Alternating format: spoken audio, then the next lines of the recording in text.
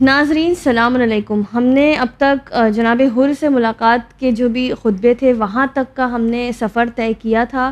پھر اس کے بعد امام حسین علیہ السلام جب 2 محرم کربلا آ گئے، 2 سے 8 محرم آ گئی، لیکن امام علیہ السلام نے جنگ کا نہ کوئی شروعات کی نہ آغاز کیا، یعنی اپنی طرف سے امام جنگ نہیں چاہ رہے تھے. اس کے بعد پانی بھی بند ہو گیا، خیمے بھی فرات کے نزدیک سے ہٹا دیے گئے،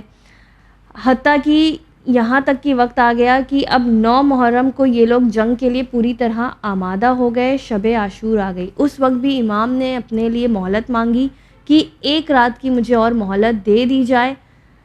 کئی بار ہم یہ سوچتے ہیں کہ یہ مہلت امام کی عبادت کے لیے امام نے لی، لیکن یہ بھی ہو سکتا ہے کہ امام بس کسی طرح جنگ ٹال رہے تھے کہ یہ لوگ اپنے ہاتھ میرے خون سے نہ رنگیں. اسی لیے امام نے کئی خطبے جو ہیں عاشور کے روز بھی دیے، شب عاشور کو بھی دیے. تو آج ہم جانیں گے کہ وہ شب عاشور کو امام نے لوگوں سے آخری وقت پہ بھی کیا مخاطب ہوئے، امام نے کیا کہا کہ اب تو بالکل شہادت کا وقت نزدیک ہے، اب امام کیا کہنا چاہ رہے ہیں. اس میں ہمارا ساتھ دے رہی ہیں ذاکرہ اعظمی زہرا رضوی. السلام علیکم آپا. وعلیکم السلام ورحمۃ اللہ وبرکاتہ. آپا آج بھی جب جنگیں ہوتی ہیں 2 کنٹریز میں تو ایک وقت ایسے آتا ہے کہ اب بات ختم ہو گئی ہے، اب آپ اور ہم ٹیبل پہ بیٹھ کے بات نہیں کر سکتے، اب تو سیدھا اٹیک ہوگا، جنگ ہوگی. لیکن ہم امام کا جو طرز عمل دیکھ رہے ہیں کہ امام اینڈ تک بھی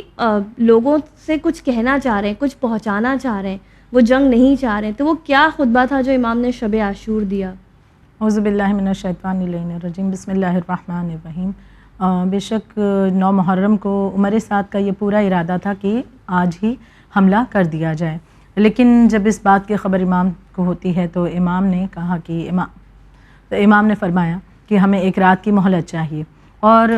اس مہلت کے حوالے سے علماء بیان فرماتے ہیں بہت سے اس کے پیچھے ریزن ہو سکتے ہیں کہ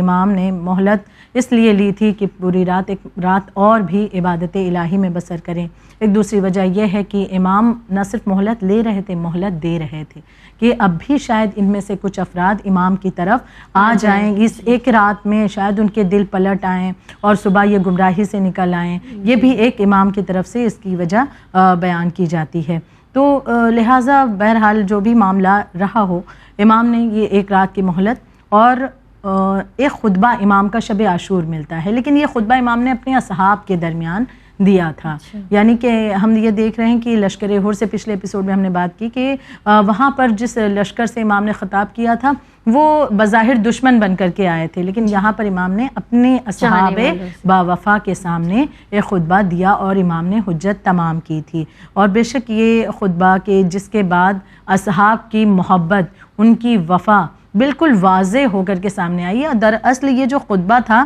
یہ ایک آزمائش کے طور پر امام نے ان کے سامنے دیا تھا، جس کے ذریعے سے جس آزمائش میں وہ پورے اصحاب باوفا امام کے جو چاہنے والے چند ساتھی تھے لیکن بہت زیادہ ٹوٹ کر محبت کرنے والے امام سے تھے، وہ یقیناً ایک بہترین کامیابی کو پہنچتے ہیں. امام نے 9 محرم 1 رات کی مہلت ملنے کے بعد غروب آفتاب سے یا قبل تھوڑا پہلے، یعنی غروب آفتاب سے قبل یعنی اس سے تھوڑا پہلے، آفتاب ڈوبنے سے تھوڑا پہلے، غروب ہونے سے پہلے، یا پھر مغرب کی نماز کے بعد خاندان بنی ہاشم کے افراد اور اپنے اصحاب کے سامنے یہ خطبہ ارشاد فرمایا، جس کے کچھ نکات میں پیش کر رہی ہوں، کچھ پوائنٹس پیش کر رہی ہوں آپ کے سامنے. ظاہر سی بات ہے سب سے پہلے اللہ کے حمد و ثنا، خداوند عالم کی حمد و ثنا امام نے کی ہے. پھر شکر کرتے رہے، اپنے خاندان نبوت میں سے ہونے پر شکر کیا ہے. پھر اصحاب کی تعریف کی ہے، وہ بہترین جملہ جسے ہم کبھی فراموش نہیں کر سکتے کہ امام نے اپنے اصحاب باوفا کی تعریف میں فرمایا تھا کہ جیسے اصحاب مجھے ملے ویسے کسی کو نہیں ملے ہیں. امام نے اس کے بعد جو ہے شہادت کی خبر دی ہے کہ کل کیا ہونے والا ہے. اس خبر کو دینے کے بعد امام نے فرمایا کہ اب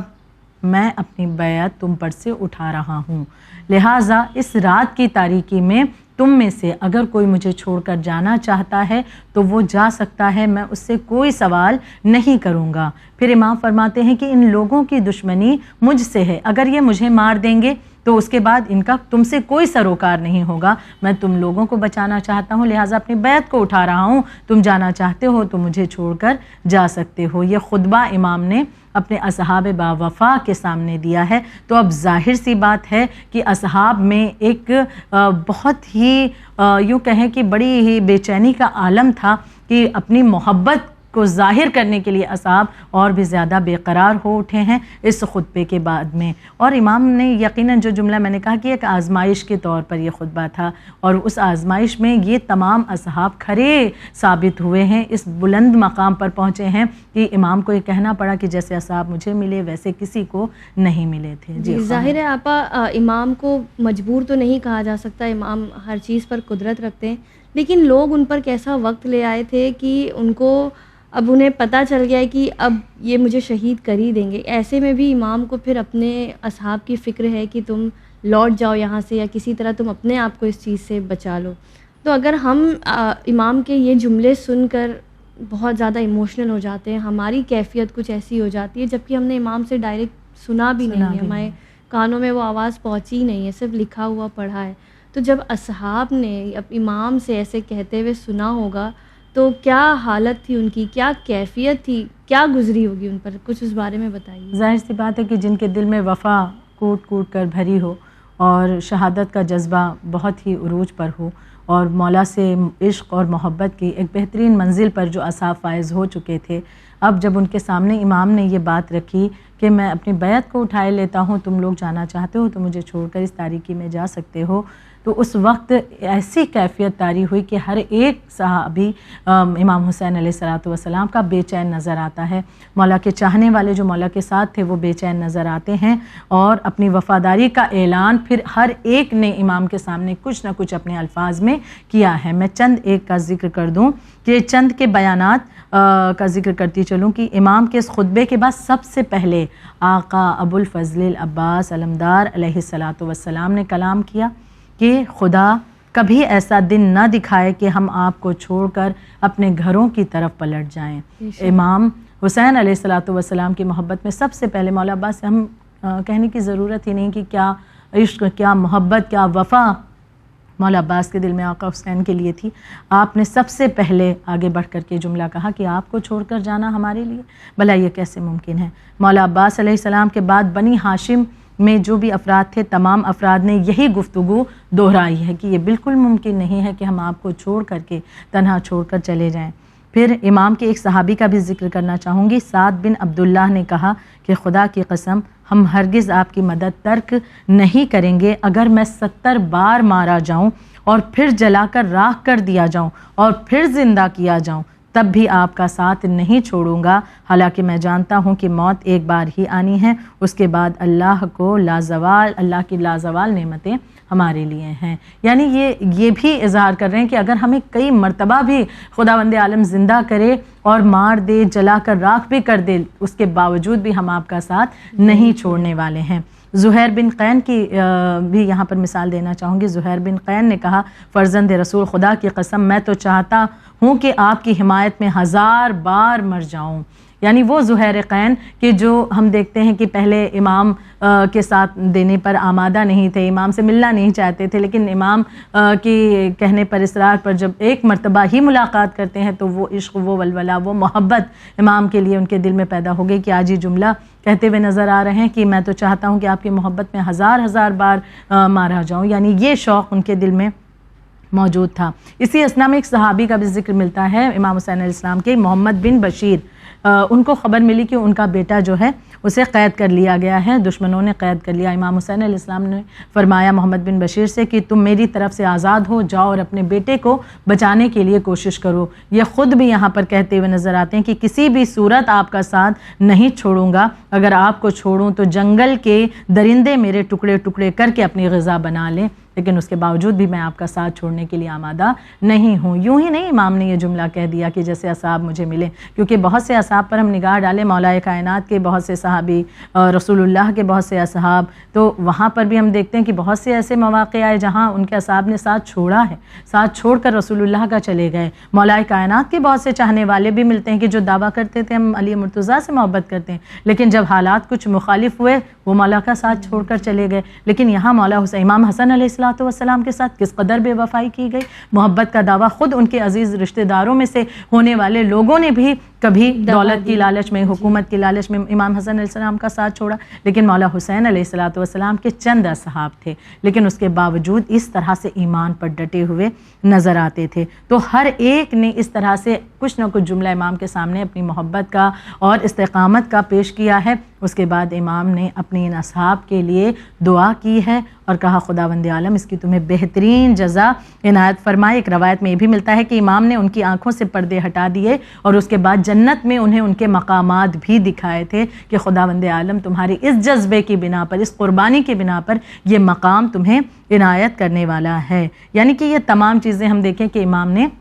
اصحاب کے سامنے جب وہ خطبہ دیا تو ان کے اندر کس طرح سے وہ ایک جوش پیدا ہوا، جس جوش نے بالکل واضح کر دیا کہ امتحان چاہے کتنا ہی سخت کیوں نہ ہو، ہم امام عالی مقام کو چھوڑ کر نہیں جانے والے. وہ کہتے ہیں کہ صرف بولنے سے کیا ہوتا ہے، ہم بولنے سے، دعویٰ کرنے سے محبت کا کیا ہوتا ہے، لیکن دیکھا جائے اگر تو انسان وہی بولتا ہے جو اس کے دل میں ہوتا ہے. یعنی اگر ہم کسی کو مسلمان بنانا چاہیں تو وہ جب تک کلمہ نہیں پڑھتا، زبان سے ادا نہیں کرتا، وہ مسلمان نہیں ہوتا. یعنی یہ جو کلام ہے یہ بہت امپورٹنٹ ہے. تو جو لوگوں نے امام کو اپنی محبت کا اظہار کیا، اسے پتہ چلتا ہے کہ ہم لوگوں کو بھی اپنے امام سے، اپنے وقت کے امام سے محبت کا اظہار کرتے رہنا چاہیے، ان سے ہمیں باتیں کرنی چاہیے، ہمیں اپنے وقت کے امام کو صدا دینی چاہیے، پکارنا چاہیے. کیونکہ انسان دنیا کا معمول ہے نا کہ انسان جس بھی رشتے سے محبت کرتا ہے ان سے باتیں کرتا ہے. ہاں کچھ ایسے بھی افراد نظر ہمیں دنیا میں آتے ہیں کہ جو یہ کہتے ہیں کہ نہیں بھائی ہم اپنوں سے، اپنے عزیزوں سے محبت کرتے ہیں لیکن ہم ان سے اظہار محبت نہیں کرتے. ماں باپ سے بڑی محبت ہے لیکن کبھی نہیں کہتے کہ ہم ان سے محبت کرتے ہیں. تو یہ بھی درست نہیں ہے کیونکہ محبت کے لیے اظہار ضروری ہے. تو ظاہر سی بات ہے اپنے وقت کے امام کے لیے محبت تو سب رشتوں سے یقیناً امام کا رشتہ ہمارا جو ہے سب سے زیادہ مضبوط ہونا چاہیے. تو ہمیں اپنے وقت کے امام کے لیے بھی اپنے عمل کے ذریعے بھی، اپنی زبان کے ذریعے بھی، اپنے ہر ایک فعل کے ذریعے بھی اظہار محبت کرنا. مولا کی حدیث ملتی ہے کہ ہمارے جو خیال ہیں وہ ہمارے الفاظ بنتے ہیں اور جو ہمارے الفاظ ہیں وہ ہماری قسمت بنتی ہے، ہماری زندگی بنتی ہے. تو ظاہر ہے جب ہم مولا سے اظہار محبت کریں گے تو ہماری زندگی اسی طرح کی پھر ہوتی جائے گی. اب یہ تو رہی شب عاشور کی بات. اب جب روز عاشور آتا ہے، جنگ ہم تو سنتے ہیں کہ فجر کی اذان ہوئی اور بس جناب علی اکبر علیہ السلام نے اذان دی اور جنگ شروع ہو گئی. پہلا تیر خیمے کی طرف چلا دیا گیا تھا. تو کیا اس وقت بھی امام کو کوئی موقع ملا کہ وہ کوئی خطبہ بیان کر سکیں، لوگوں سے کچھ خطاب کر سکیں؟ تو کیا خطبہ تھا وہ؟ روز عاشورہ کے بھی خطبے ملتے ہیں یقیناً کتابوں میں، بالخصوص دو اہم خطبے. اس سے پہلے کہ ان خطبوں کے حوالے سے میں بات کروں، ان خطبوں کی کیفیت کو بیان کرنا بھی ضروری ہے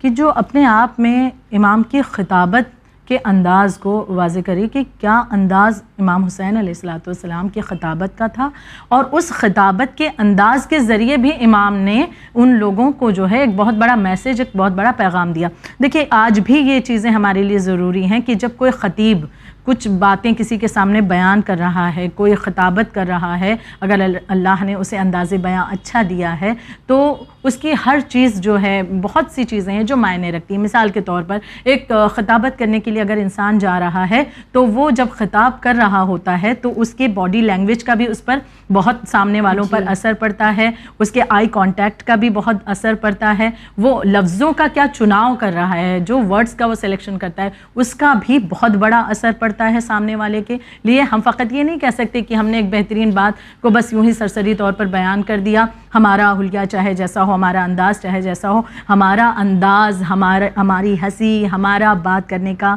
طریقہ، ہمارا لہجہ، ہمارے بات کرنے کا انداز یا ہماری اس چیز کو پریزنٹ کرنے کا انداز بھی معنی رکھتا ہے. وہی ہوتی ہے ایک بہترین خطابت جب سارے ایسپیکٹ سے دیکھا جاتا ہے. اور جب ظاہر سی بات ہے ایک عام انسان ان تمام باتوں کو سوچ سکتا ہے تو جو خطابت کی معراج رہے ہوں جن کے خطبے امام حسین علیہ السلام، تو وہ یقیناً ان کے خطبے اور ان کا انداز اپنے آپ میں ایک پیغام دے رہا ہے. کس طرح؟ دیکھیں روز عاشورہ سب سے بڑا غم کا دن ہے. ہم دیکھ رہے ہیں کہ پانی 3 روز سے بند ہے اور یہ خانوادہ پیاسا ہے، بھوک اور پیاس کا عالم ہے، بہت سی تکلیفیں ہیں اور جنگل ہے، بیابان ہے، اور یقین ہو چکا ہے کہ شہادت عن قریب ہے۔ تو ان تمام غم کے درمیان بھی 10 محرم کو امام حسین علیہ السلام نے ان لوگوں کے سامنے حجت تمام کی 2 اہم خطبے دیے ہیں۔ پہلا خطبہ جو ملتا ہے وہ اس وقت کا ہے کہ جب امام حسین علیہ السلام نے صبح عاشور لشکر یزید سے مخاطب ہو کر کے خطبہ دیا، لیکن یہ خطبہ امام نے جو صبح کے وقت دیا، صبح عاشور کا خطبہ، امام حسین علیہ السلام نے خیمہ گاہ کے باہر اونٹ پر سوار ہو کر کے دیا ہے، پشت ناقہ پر آپ نے یہ خطبہ دیا ہے۔ دوسرا خطبہ جو امام نے دیا ہے پھر وہ دشمن کی صف کے سامنے گھوڑے پر سوار ہو کر کے دیا۔ یہ 2 فرق اپنے آپ میں خطابت کو کس طرح سے بیان کر رہے ہیں امام کی بہترین طریقے سے، کہ امام نے جو پہلا خطبہ صبح عاشور دیا، خیمہ گاہ کے باہر دیا، اور اس خطبے کے الفاظ بھی اس بات کو بیان کر رہے ہیں کہ امام کس طرح سے اپنی حجت کو تمام کر رہے ہیں۔ لیکن ناقہ کو کیوں امام نے ایک اونٹ کو کیوں چنا ہے؟ اگر ہم غور کریں جنگ کی سواری کیا ہوتی ہے؟ گھوڑا ہوتا ہے، ٹھیک ہے، اونٹ کو جنگ میں استعمال نہیں کیا جاتا، لہٰذا امام کا خیمہ گاہ کے باہر اونٹ پر سوار ہو کر کے خطبہ دینے کا مقصد یہ تھا کہ امام بتانا چاہتے تھے کہ جان لو میں اب بھی جنگ کے لیے تیار نہیں ہوں، میں جنگ کے لیے نہیں آیا ہوں، میں جنگ کے لیے آمادہ نہیں ہوں، میں تمہاری اصلاح کے لیے آیا ہوں۔ اور پھر امام نے اس کے لیے جس سواری کا بھی انتخاب کیا ہے وہ بھی اونٹ ہے، کہ جو اونٹ جنگ کے لیے استعمال نہیں ہوتا۔ یعنی دیکھیے ہر ایک چیز کو امام خطابت میں جو چیزیں پر اثر ہیں امام کس طرح سے ان کو سلیکٹ کر رہے ہیں، کہ اگر اونٹ کو سلیکٹ کر رہے ہیں تو اس سے بھی ایک پیغام جا رہا ہے کہ یہ میں گھوڑے پر بیٹھ کر نہیں، یعنی گھوڑے پر ہوں تو یعنی جنگ کے لیے میں آمادہ ہو گیا، تو یہ دشمن نہ سمجھے کہ ہاں میں جنگ کے لیے تیار ہوں، بلکہ امام نے پشت ناقہ پر صبح عاشور خطبہ دیا ہے۔ تو یہ صبح عاشور کا خطبہ، اس کے الفاظ بھی اپنے آپ میں وضاحت کر رہے ہیں کہ کیا امام ان لوگوں کے سامنے بیان کر رہے ہیں۔ اب اس خطبے کے کچھ اہم نکات میں آپ کے سامنے پیش کرتی چلوں۔ پہلا خطبہ پشت ناقہ پر امام نے دیا۔ امام بیان فرماتے ہیں، اے لوگوں میری بات سنو اور جلد بازی کا مظاہرہ نہ کرو، تاکہ تمہیں میں واعظ و نصیحت کے سلسلے میں اپنی ذمہ داری انجام دے سکوں۔ یعنی ہم دیکھیں کہ اب بھی امام کو ان لوگوں کی فکر ہے، امام کہتے ہیں جلد بازی نہ کرو تاکہ میں تمہیں واعظ و نصیحت کر سکوں، میں تمہیں بہتری کی طرف لا سکوں۔ یعنی اب بھی امر بالمعروف اور نہی عن المنکر جو امام حسین علیہ السلام کا مقصد تھا، آج بھی یہ آخری دن کربلا میں امام کا تھا، امام کی زندگی کا آخری دن تھا، لیکن اس سے پہلے بھی امام نے حجت تمام کی اور یہ پیغام ان لوگوں تک کے پہنچایا ہے۔ پھر امام فرماتے ہیں کہ اگر میرا راستہ اپناؤ گے تو سعادت پاؤ گے، اگر تم نے میرے بیان کو قبول نہ کیا اور میرے ساتھ ناانصافی کی تو پھر تم سارے اکٹھے ہو جاؤ اور پھر اپنی باطل سوچ کو انجام دو گے۔ خیام میں یہ آواز سن کر کے عورتوں کی اور بچوں کی رونے کی صدائیں بلند ہونے لگیں۔ جب وہ صدائیں بلند ہوئیں تو امام حسین علیہ السلام نے مولا عباس علیہ السلام اور جناب علی اکبر علیہ السلام کو بلایا اور کہا جا کر کے ان آوازوں کو خاموش کراؤ اور انہیں یہ بھی کہہ دو کہ ابھی رونے کے لیے بہت سے حادثات اور بھی پڑے ہیں، بہت سے حادثات رونما ہونے والے ہیں۔ امام نے پھر تقریر شروع کی اور پھر امام نے اور کچھ باتیں بھی بیان کی ہیں جسے میں نکات کی شکل میں پیش کروں کہ امام پھر بیان فرماتے ہیں کہ تقوی اختیار کرنے کے لیے لوگوں کو ترغیب امام نے دلائی ہے۔ یعنی صبح عاشور کا خطبہ جو پشت ناقہ پر امام دے رہے ہیں تاکہ ان لوگوں کو پھر سے متوجہ کر سکیں نیکی کی طرف، اس میں بھی امام بیان فرماتے ہیں کہ تقوی اختیار کرو، جبکہ وہ لوگ آمادہ ہیں امام سے لڑنے کے لیے، لیکن اب بھی امام ان لوگوں کو تقوی کی طرف، آخرت کی طرف، اچھائی کی طرف، نیکی کی طرف لانا چاہتے ہیں۔ تقوی اختیار کرنے کی امام نے ترغیب دلائی، یہ بھی سمجھایا کہ دنیا کے فریب میں نہ آؤ، اگر یہ دنیا میں ہمیشہ کوئی رہنے والا ہوتا تو سب سے زیادہ حق رسول خدا صلی اللہ علیہ وآلہ وسلم کو اس دنیا میں باقی رہنے کا تھا، لیکن جب وہ نہ رہے تو ظاہر سی بات ہے دنیا فنا کے لیے خلق ہوئی ہے، آخرت کا سامان تیار کر لو اور خوف خدا رکھو۔ امام نے پھر انہیں غیرت دلائی ہے کہ اللہ اور رسول پر ایمان لائے ہو اور اس رسول کی آل کو قتل کرنے کے لیے اکٹھا ہو گئے ہو۔ یعنی امام یہ تمام باتیں بیان کرنے کے بعد پھر سے انہیں غیرت بھی دلا رہے ہیں کہ تم خدا اور رسول پر ایمان لائے ہو، ان کا کلمہ پڑھتے ہو اور اسی کے رسول کی آل کو قتل کرنے کے لیے تم سب یہاں اکٹھا ہوئے ہو۔ پھر امام نے اپنے گھرانے کی عظمت کو بھی بیان کیا ہے۔ یہ صبح عاشور کا خطبہ ہم کتابوں میں پڑھیں تو بہترین طریقے سے ہر ایک لفظ کو رک رک کر آرام سے پڑھیں تاکہ امام کا ہر پیغام ہمارے لیے واضح ہو جائے۔ پھر آپا جیسے آپ نے فرمایا کہ امام نے آخری وقت تک بھی خطبہ دیا ہے، تو اس وقت تک تو کافی زیادہ ماحول گرم، دھوپ کی تپش، بھوک و پیاس، کیا یہ جنگ شروع ہو گئی تھی، لوگ قتل ہونا شروع ہو گئے تھے تب یہ امام نے خطبہ دیا تھا، یا بس امام کے قتل ہونے سے کچھ پہلے کا یہ خطبہ ملتا ہے، اور اس میں امام کیا بیان فرما رہے ہیں؟ جی خواہر، آخری جو خطبہ امام کی زندگی کا، اس وقت تک بہت سے غم امام اٹھا چکے تھے، اور دل پر بھی سینکڑوں زخم تھے، جسم پر بھی بہت سے زخم لگ چکے تھے. تو یعنی یہ وہ موقع تھا کہ جب امام بہت تنہا ہو چکے تھے، یہ وہ موقع تھا کہ جب امام زخموں سے چور ہو چکے تھے. ایسے عالم میں علماء بیان فرماتے ہیں کہ جو وہاں پر صورتحال تھی، ایسے عالم میں کسی کا ایک لفظ بول پانا بھی بڑا مشکل ہے. امام نے تو اتنا ایک بہترین اور عمیق خطبہ بھی لوگوں کے سامنے دیا ہے. یعنی جب انسان بولنے کی سخت نہیں رکھتا، ہم دنیا کی مثال لے لیں کہ اگر اللہ نہ کرے، خدا نہ کرے، کوئی کسی مشکل دور سے گزرتا ہے یا کسی کے گھر میں کوئی ایک موت ہو جاتی ہے، اس وقت اس کا دل دماغ کام نہیں کرتا، ہوش و حواس میں یقیناً ہوش و حواس میں انسان نہیں رہتا. وہ کچھ بولنا چاہتا ہے، کچھ بولتا ہے، یا بعض اوقات خاموش ہو جاتا ہے، چپی اختیار کر لیتا ہے. لیکن یہاں پر امام کو ہم دیکھ رہے ہیں کہ امام نے اپنوں کو کھویا ہے، کئی لاشیں اٹھا چکے ہیں، امام کس طرح سے زخموں پر زخم کھا چکے ہیں، امام تنہا ہو چکے ہیں، اور اس کے باوجود بھی اب امام خطبہ دینے جا رہے ہیں. اور اس وقت امام کے جوش میں، امام کے جذبے میں کہیں پر بھی کوئی کمی نظر نہیں آتی ہے، اتنے زخموں کے باوجود بھی. یعنی امام نے آخری وقت تک کی یہ کوشش کی ہے کہ ان لوگوں کو گمراہی سے نکال کر نیکی کی طرف، اچھائی کی طرف، حق کی طرف، دین کی طرف، اسلام کی طرف لے آئیں. لیکن یقیناً جن کے قلب پھر چکے تھے، امام کی باتوں کا اثر نہیں ہوا. امام نے بہترین خطبہ دی، ان کے کچھ بہترین خطبہ دیا تھا، اور اس کی کچھ نکات پیش کر دوں کہ خطبے کے بڑے حصے میں سب سے پہلے امام نے اہل کوفہ کی بہت مذمت کی، ان کی وعدہ خلافی کا ذکر کیا. امام کی زندگی کا یہ آخری خطبہ تھا، اور ظاہر سی بات ہے کہ کوفے والوں کی دغا بازیاں اور ان کی بے وفائی کہ انہوں نے بلا کر کے اور پھر خود امام سے لڑنے کے لیے وہ یہاں پر کھڑے ہوئے نظر آ رہے تھے. امام نے ان لوگوں کی مذمت کی ہے، اور خطبے کے ایک بڑے حصے میں ان کی مذمت کی ہے اور ان کی وعدہ خلافی کا ذکر کیا ہے. اس کے بعد امام نے ان کی وعدہ خلافی کی وجہ بھی بیان کی ہے. اب دیکھیے، ہم یہ کہتے ہیں نا کہ امام یقیناً امام کے خطبوں کا اثر کچھ لوگوں پر ہوا اور بہت سے لوگوں پر نہیں ہوا. وجہ کیا تھی؟ کیونکہ یہ جو بہت سے لوگ تھے، ان کے پیچھے وہ ایک اہم چیز کام کر رہی تھی جس کا ذکر امام نے خود اپنی زندگی کے اس آخری خطبے میں کیا تھا کہ امام کے خود خطبے دینے کے باوجود بھی ان کے دل کیوں نہیں پلٹ رہے تھے. امام اس طرح سے بار بار انہیں متوجہ کرنا چاہتے تھے، لیکن اس کے باوجود بھی ان کے دل پلٹ نہیں رہتے. وجہ کیا تھی؟ امام نے اس وجہ کو بیان کیا، وہ کچھ اور نہیں، حرام غذا تھی.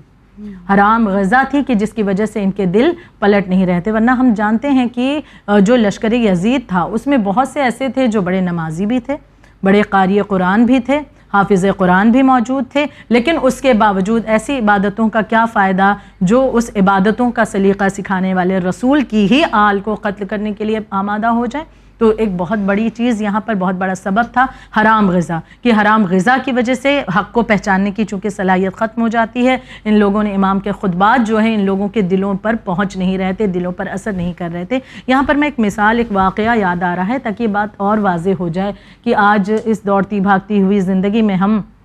بعض اوقات اس بات کو نظر انداز کر دیتے ہیں. حرام طریقے سے رزق آ رہا ہے، ہم حاصل کر لیتے ہیں کچھ آرام و آسائش کے لیے، یا حرام غذا ہے، ہمیں پتہ ہے کہ یہ غذا حرام ہے ہمارے لیے، پھر بھی انسان تناول کر لیتا ہے کہ نہیں ٹھیک ہے، سب تو استعمال کر رہے ہیں، ہم ہی کیوں پیچھے رہ جائیں. یہ تمام تر چیزیں، اس کے کتنے نقصانات ہیں وہ تو حدیثوں میں موجود ہی ہیں. میں ایک واقعہ آپ کے سامنے مختصراً پیش کرتی چلوں کہ یہ واقعہ عباسی خلیفہ کے دور کا ہے. جہاں تک مجھے یاد آ رہا ہے یہ مہدی عباسی کے دور کا واقعہ ہے کہ مہدی عباسی کے دور میں شریک نامی ایک شخص تھا، بہت متقی پرہیزگار، بہت ہی عالم شخص تھا. تو ایک مرتبہ مہدی عباسی نے شریک کو بلوایا اور وہ چاہتا ہے کہ شریک اس کا قاضی بن جائے. اب اس نے بلوایا تو اس نے پہلے تو ٹال مٹول کی، لیکن بہت زیادہ اس نے بار بار پیغام بھیجا تو شریک کو آ کر ملاقات کرنی پڑی. اب یہ مہدی عباسی خلیفہ جو تھا، اس نے کہا کہ دیکھو 3 باتیں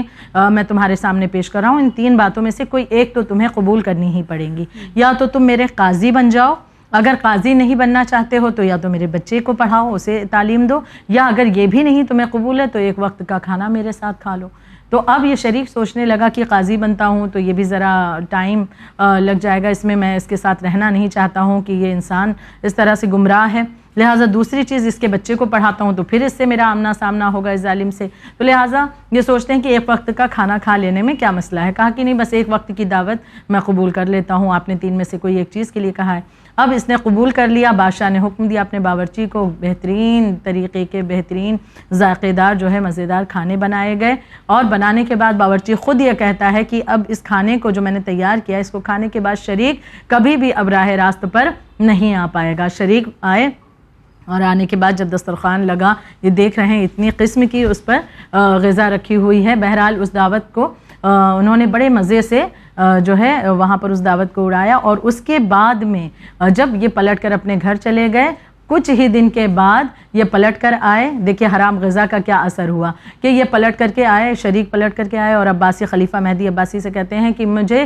تو نے کہا تھا کہ تیرے بچے کو تعلیم دینا، علم دینا ہے، میں اسے قبول کرتا ہوں، تو اب اس کے بچے کو بھی پڑھانے لگے۔ کچھ دن کے بعد آئے پلٹ کر، کہا تیری قضاوت بھی مجھے قبول ہے، یعنی قاضی بھی بن گئے، بچے کو پڑھانے کے لیے بھی راضی ہو گئے، اور جو دعوت تھی اسی نے یہ تمام اثر کیا۔ اب ان کو جو ہے وظیفہ ملتا تھا بیت المال میں سے، تو جب یہ اپنا وظیفہ بیت المال سے لیتے تھے تو بڑی سختی کے ساتھ اس شخص سے یہ بات کرتے تھے۔ ایک دن یہ بڑے چیخ پکار کر رہے تھے اور سختی سے بات کی۔ وہ شخص کہتا ہے کہ شریک، کیا تم نے اپنا گندم میرے ہاتھ نہیں فروخت کیا ہے جس کی پیسوں کی وصولی کے لیے تم اتنی سختی سے کلام کر رہے ہو؟ شریک خود یہ اعتراف کرتے ہیں، کہتے ہیں کہ میں نے گندم تو نہیں، ہاں اس سے کہیں زیادہ قیمتی چیز ایک لقمے کے لیے اپنا دین بیچ دیا ہے۔ انہیں احساس بھی تھا اور یہ چیزیں ہیں کہ جو انسان اس طرح سے حرام غذا تناول فرماتا ہے یا حرام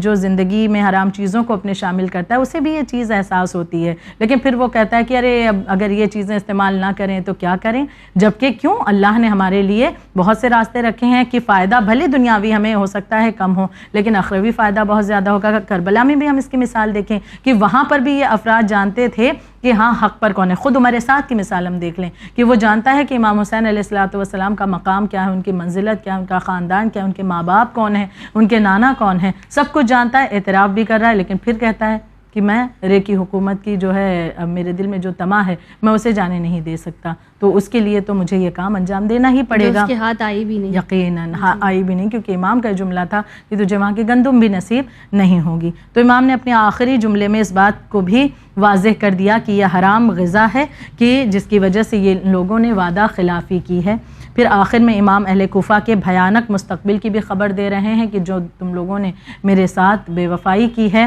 اس کی وجہ سے تم لوگوں کو بہت ہی زیادہ پریشانیوں کا سامنا کرنا پڑے گا۔ امام بیان فرماتے ہیں کہ تم مجھے قتل کرنا چاہتے ہو جبکہ خداوند عالم مجھے اس کے ذریعے سے عزت دینا چاہتا ہے، اور خود تم میں پھوٹ پڑ جائے گی کہ تم ایک دوسرے کے خون کے پیاسے ہو جاؤ گے، خون ریزی تم لوگوں میں بڑھنے لگے گی۔ اتنا ہی نہیں بلکہ دردناک عذاب بھی آخرت کا تمہارے لیے منتظر رہے گا، نہ دنیا تمہیں ملے گی نہ ہی آخرت تمہیں ملنے والی ہے۔ اپنے خطبے میں ان تمام باتوں کا بھی امام نے ذکر کیا، اور ہم دیکھتے ہیں کہ کربلا کے بعد امام کے اس آخری خطبے کا ایک ایک حرف جو ہے وہ ثابت ہوا ہے، وہ سامنے آیا۔ ان لوگوں کے انجام سے بھی تاریخ میں جو باتیں موجود ہیں کہ لوگ واقف ہیں کہ کیا انجام ان لوگوں کا رہا ہے، تو آخری وقت تک کے بھی امام نے حجت تمام کی ہے، انہیں متوجہ کرنا چاہا کہ خوف زدہ ہو جائیں، یہ اس طرف سے پلٹ جائیں، لیکن چونکہ وہ بہت بڑا مسئلہ کہ حرام غذا جب شکم میں موجود تھی تو ان لوگوں نے حق کی طرف آنا قبول نہیں کیا اور فرزند رسول کے خون سے اپنے ہاتھوں کو رنگ۔ پر اگر یہ خوف دل میں آ جائے کہ یہ چیز ہمیں وقت کے امام سے دور کر سکتی ہے تو ظاہر ہے کہ پھر ہم اپنے اندر اس چیز کو بدلیں گے، اور ایسا نہیں ہے کہ حلال کھانے میں آپ لطف نہیں اٹھا سکتے، تھوڑا سا محنت کرنی پڑے گی، ڈھونڈنا پڑے گا کہ کہاں حلال موجود ہے، مل بھی جائے گا اور لطف بھی اٹھایا جا سکتا ہے۔ تو بس لوگوں کو کوشش یہ کرنا چاہیے کہ ہر لحاظ سے ہم پہلے خود کو کنفرم کر لیں، اس کے بعد کچھ اپنے پیٹ میں ڈالیں تاکہ ہم کہیں خدا نخواستہ امام کے دشمنوں میں شامل نہ ہو جائیں۔ بہت شکریہ آپا، آپ کی وجہ سے ہم لوگوں تک یہ خطبے پہنچے، ہمارے ناظرین کے لیے بھی کچھ نیا رہا ہوگا انشاءاللہ، امید ہے۔ اور آخر میں ہم یہ کہنا چاہیں گے ان لوگوں سے اس وقت میں مخاطب ہوں جو ہمیں یہ کہتے ہیں کہ آپ لوگ بہت امام حسین کی قربانی کے بارے میں ایموشنل ہیں یا بہت پرسنلی لیتے ہیں۔ جی ہاں، ہم پرسنلی لیتے ہیں اور ہم لیں گے، کیا آپ نے کبھی سوشل میڈیا کے ویڈیوز دیکھے؟ کبھی کوئی پلیئر ہے، فٹ بالر ہے، کرکٹر ہے، ایکٹر ہے، اس کے نیچے اگر کوئی ان ایکٹر کو کچھ برا بھلا کہتا ہے، اس پلیئر کو کچھ برا بھلا کہتا ہے، کیسے 100 لوگ اس پر اٹیک کرتے ہیں کہ ارے اس کو پروٹیکٹ کرنے آتے ہیں کہ تم ایسا کیسے کہہ سکتے ہو ان کے بارے میں، تمہیں ان کی زندگی کے بارے میں کیا پتہ، جبکہ یہ فٹ بالرز، ان پلیئرز، ان ایکٹرز کی کوئی حیثیت نہیں ہے، نہ ہی یہ ان لوگوں کو جانتے ہیں جو ان کے لیے لڑائی کر رہے ہیں سوشل میڈیا پر. ہم اپنے امام کے لیے کیوں نہیں پرسنلی لیں؟ ہم اپنے امام کے لیے آواز کیوں نہیں اٹھائے؟ جبکہ ہمارا وہ امام ہے جو ہمیں ہمارے نام سے پہچانتا ہے، اس کو ہماری ہر چیز کی خبر ہے، وہ ہماری ہم نے کیسا اپنا ہفتہ گزارا ان تک یہ ہماری خبر پہنچتی ہے. تو ظاہر ہے ہم ہر امام کے اوپر جو مصیبت آئی ہے اسے پرسنلی لیں گے، نہ بھولیں گے کبھی واقعہ کربلا کو، نہ بھولنے دیں گے. اور اسی پیغام کے ساتھ آپ مجھے دیجیے اجازت. دیکھتے رہیے چینل ون. خدا حافظ.